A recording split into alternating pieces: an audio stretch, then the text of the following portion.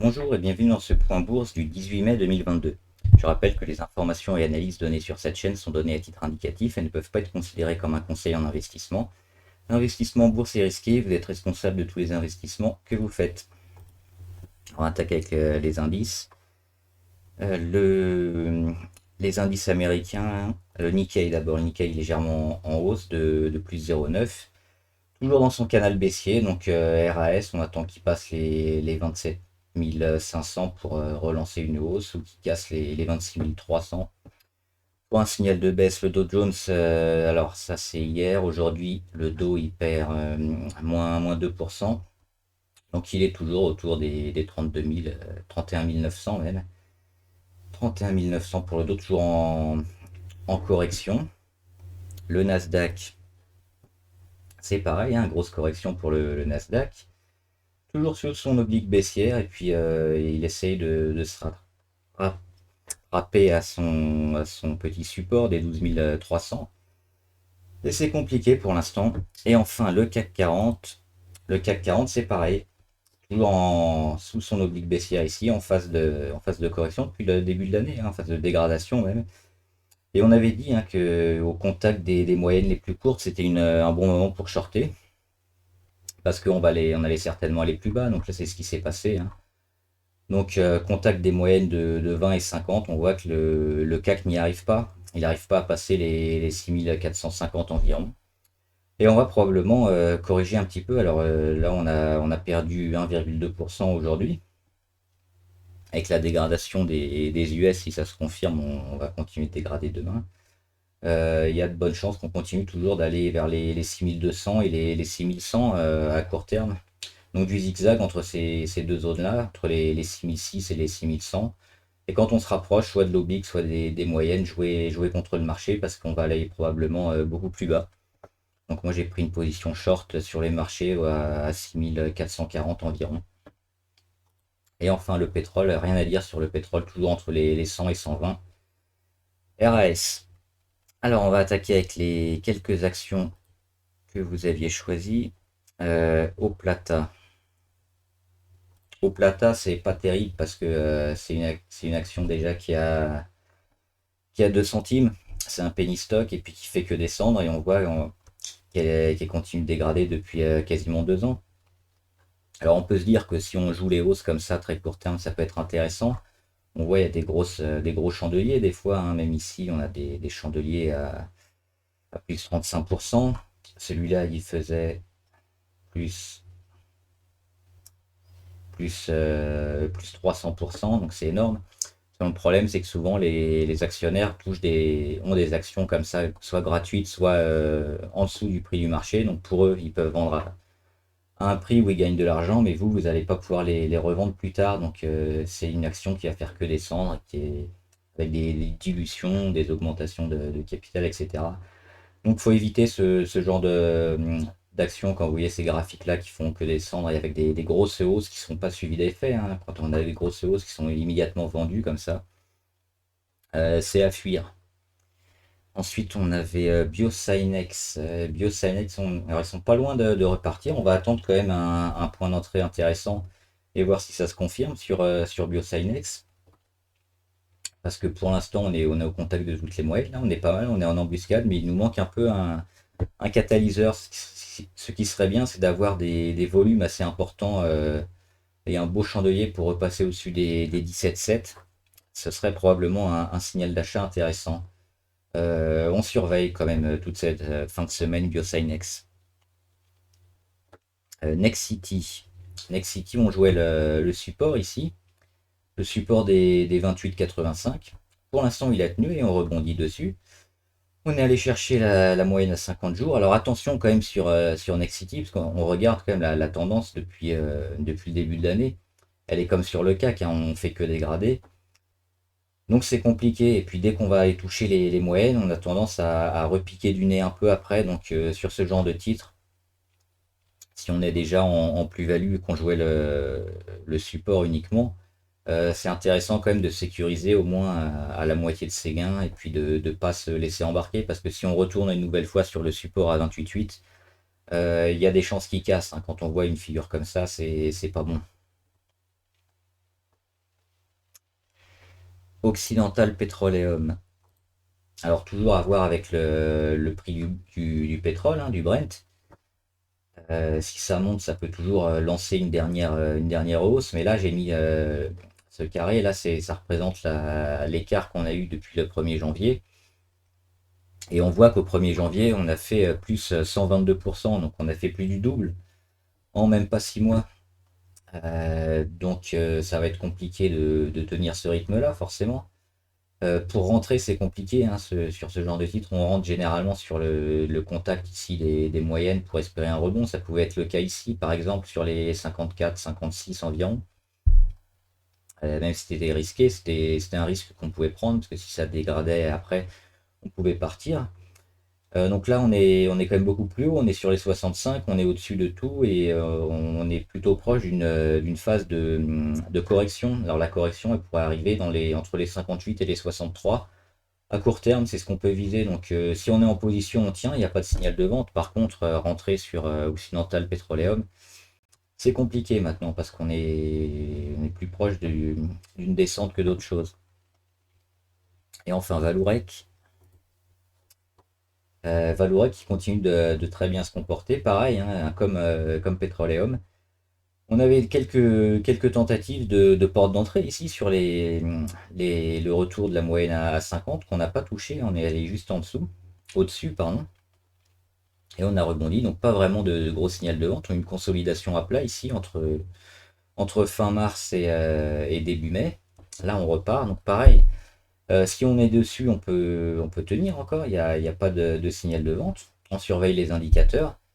Mais pour rentrer, il y a un moment où ça va consolider assez fort et probablement hop, peut-être sur les 10,6 ou les 11,2.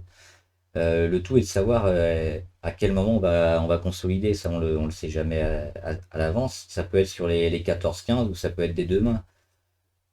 Donc, si on rentre maintenant, ça serait plutôt avec un stop assez court parce que c'est compliqué derrière. Sinon, on est en position, on tient, il n'y a rien à faire.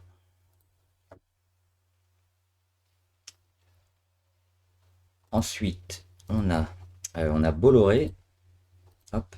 Bolloré, alors ils sont pile en embuscade ici. Ils étaient passés au-dessus hier. On avait dit que lundi, si on arrivait à casser ici cette zone des 4,82 environ, on pouvait se positionner.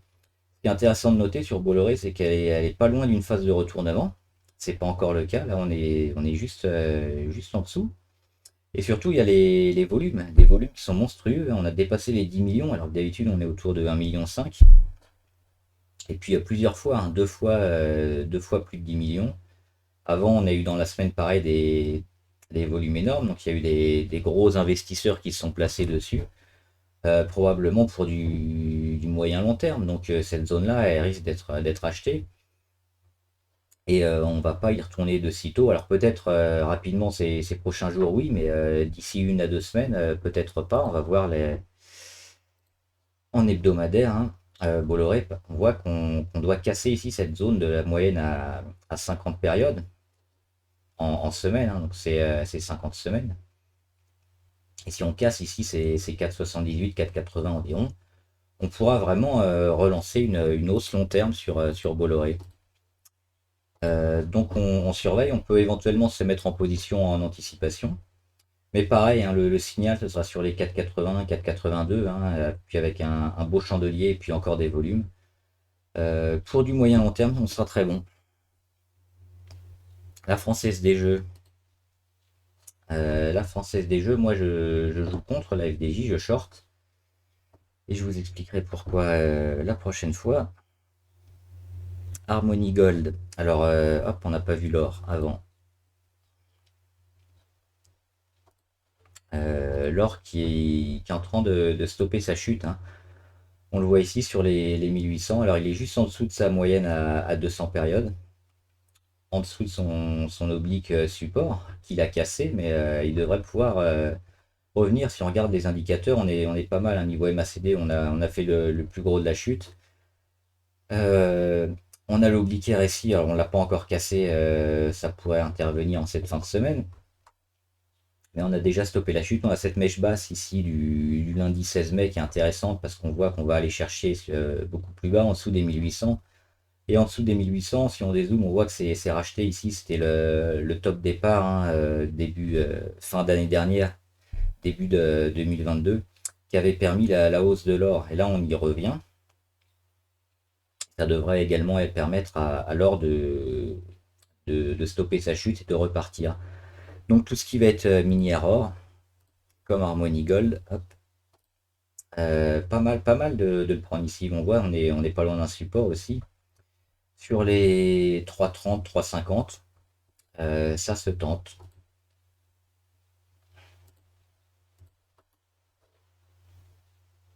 Ensuite, on a Total. Alors Total, pareil, hein, qui bénéficie d'un... Ils sont où Total? Ici, qui bénéficie d'un pétrole assez élevé. Et on avait dit, pareil, qu'au-dessus des 51,7, on serait plutôt bien. Et c'est ce qu'ils ont fait hier, mardi. Ils ont cassé leur plus haut à 51,7. Et aujourd'hui, ils ont mis un nouveau plus haut, hein, près de 53 euros. Et on a pas mal de marge quand même au niveau indicateur RSI. On n'est jamais allé au-dessus des 70, on est seulement à 65 là. Toujours dans une belle phase haussière, hein. En suivi de tendance sur Total, donc toujours très bon. Le dividende, il a été 22 mars, donc imaginons il devrait être en courant juin, donc on a encore un peu de temps. Mais on est toujours très bien sur Total à mettre des plus hauts de plus en plus haut. Et puis là, cette figure-là qui a cassé sur les 52, ça peut nous mener une exponentielle avec des gros chandeliers. On va surveiller ça, mais toujours parfait au niveau des indicateurs. Donc on peut ici investir sur Total en surveillant les 51 à 51,7 en support. Et enfin Vinci. Vinci sont intéressants. Il y a une petite oblique comme ça, Vinci, qui vient d'être cassée, hein, pareil, en début de semaine. Alors aujourd'hui, on perd 0,5, mais le CAC a énormément perdu. Mais lui, il perd beaucoup moins que le CAC, et puis il est en train de construire. Si on regarde le plus haut de l'année, on était là, le début de l'année. On a quand même continué à monter sur Vinci, alors que le CAC a fait que descendre. Ensuite, on a eu une phase de construction. On a été chercher les plus bas sur support, hein, autour des 80, 83. Et là, on tergiverse un peu, on met pas mal de chandeliers au-dessus et en dessous des moyennes mobiles. Et il y a un peu une perte de volatilité, là, les volumes aussi qui commencent à se calmer. Donc généralement, c'est un peu le calme avant la tempête, ce qui est en train de se passer ici, une phase d'accumulation qui devrait probablement déboucher sur une belle hausse. Donc se mettre sur Vinci maintenant, c'est probablement une très bonne idée. On va voir toute cette fin de semaine. Au niveau de l'oblique RSI, elle vient d'être cassée en ce début de semaine également. Donc c'est plutôt favorable. Et là, on est dans le haut quand même, dans le haut des Bollinger, dans le haut des figures. Et puis si on regarde les moyennes les plus courtes, hein, c'est la 20 et 50. La 20 est ascendante et puis la 50, elle s'est déjà retournée. Donc ça peut exploser assez rapidement. Donc Vinci, très bonne pioche à mon avis pour ce fin mai, début avril. Et avant de faire les actions US, on va voir l'euro-dollar. Parce que l'euro-dollar, on est quand même tombé assez bas. Je le trouve, il est là. On est tombé sur les 0,03 récemment. Et on avait surtout un support à 0,6 qui était important. Donc plus ça tombe, plus le dollar est fort. Là, c'est la paire euro-dollar. Donc quand on descend, l'euro devient de moins en moins fort face au dollar. Donc on est en train d'avoir un dollar très très fort. Et là, on arrive peut-être sur un point bas sur les 1,03. On voit qu'on a un rebond et on n'arrive jamais à repasser au-dessus de la moyenne à 20 et 50. Donc il va falloir surveiller ce qui va se passer ces prochaines semaines, mais on va pas descendre éternellement sur l'euro-dollar, parce qu'un dollar trop fort, ça va avantager personne. Et là, on a fait quand même pas mal de temps depuis le mois de janvier ici, 2021, où on a un plus haut. Ça fait 1 an et demi quasiment que l'euro ne fait que chuter. Et là, on est passé en dessous des 1,06, donc je pense qu'il y a de bonnes chances que la chute arrive à son terme. C'est-à-dire que toutes les actions qu'on va avoir en dollars risquent de perdre de la valeur parce que si ça remonte, si ça rebondit, pour l'instant c'est pas le cas, mais si on arrive bientôt au 1,06, qu'on confirme le support des 1,03 et qu'on repasse au-dessus des 1,06 et qu'on commence à attaquer les 1,07 et les moyennes les plus courtes, on va avoir l'euro qui va être à nouveau un peu plus fort face au dollar, ce qui fait que le dollar va baisser. Et toutes les actions qu'on a aux États-Unis vont perdre de la valeur mécaniquement. Et on voit qu'on a quand même une marge comme ça entre 2 et 4-5% à court terme qui va impacter toutes nos actions US. Donc c'est pour ça que investir sur les actions américaines maintenant, c'est peut-être pas le meilleur moment parce qu'on voit que si on investissait au début de l'année ici, alors qu'on avait une chute, on a pris, sans que les actions US bougent, on gagnait déjà près de 9%. Et là, on risque d'avoir l'effet inverse. Alors, on va regarder quand même quelques actions US. Probablement plus pour du long terme, du coup, parce qu'à court terme, ça va être compliqué avec la dégradation de la monnaie. Elles sont là. C'est Amazon. Amazon, on va les surveiller parce qu'ils ont perdu énormément. Et là, on retrouve un support autour des 2180 qui semble intéressant, hein. On l'a percé une fois, là on revient dessus. Il faut voir si ça tient, mais niveau volume, on commence à baisser. Niveau volatilité aussi, on voit les chandeliers deviennent un peu plus corrects. On va attendre encore la fin de semaine, hein, que la moyenne à 20 jours revienne autour des 2200-2100. Et puis voir si on peut avoir un début de reprise sur Amazon, mais c'est peut-être une action US qui va valoir le coup, parce que là, pareil, les pourcentages sont énormes, hein. Si on revient juste sur notre support qui est au-dessus à 2007, on a 24%. Et là, c'est une baisse qui s'est fait en 3 semaines à peine. Donc il y a des gains monstrueux à faire sur Amazon. Maintenant, on va attendre quand même parce qu'on peut très bien encore aller chercher un peu plus bas sur les 1800. Donc dès que ça va commencer à reprendre, on regarde aussi les indicateurs, hein. Niveau MACD, on voit que c'est pile maintenant le moment d'investir si on regarde la MACD. Alors c'est à mettre aussi en corrélation avec tous les indicateurs, avec le Nasdaq, avec la paire euro-dollar aussi si on est européen, avec le RSI. Mais niveau MACD, on est très bon. Donc on va attendre que les autres indicateurs se mettent au diapason et puis se mettre sur Amazon en cette fin avril. Il y aura probablement un très beau coup à faire. Et enfin, Berkshire Hathaway, ils ont fait leur correction, Berkshire. Ils ont tapé ici leur plus bas sur leur moyenne à 200 et ils sont repartis. Donc là, on va peut-être encore y aller une deuxième fois, hein, mais zigzaguer entre les... Hop, c'est pas la bonne.